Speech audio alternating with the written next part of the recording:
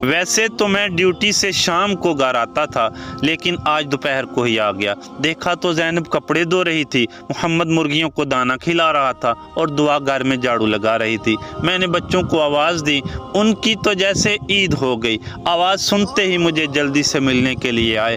मैंने ज़ैनब से कहा, बेटा बड़ी भूख लगी है। उसने मुझे किताब देते हुए कहा, पापा आप इसका मुतालिया करें, इतनी देर में हम आपके लिए खाना बना के लाते हैं। ज़ैनब ने आटा गूंदना शुरू किया। मोहम्मद धनिया और पुदीना लेने चला गया। दुआ बर्तन धोने लगी। मैं किताब में ये हदीस पढ़ रहा था, वक़ुर्रतु ऐनी फ़िस्सलाह, कि नमाज हमारे हजूर की आंखों की ठंडक है। मैंने नमाज शुरू कर दी। उधर ज़ैनब रोटियां पका रही थी, मोहम्मद चटनी कूट रहा था, दुआ सलाद बना रही थी।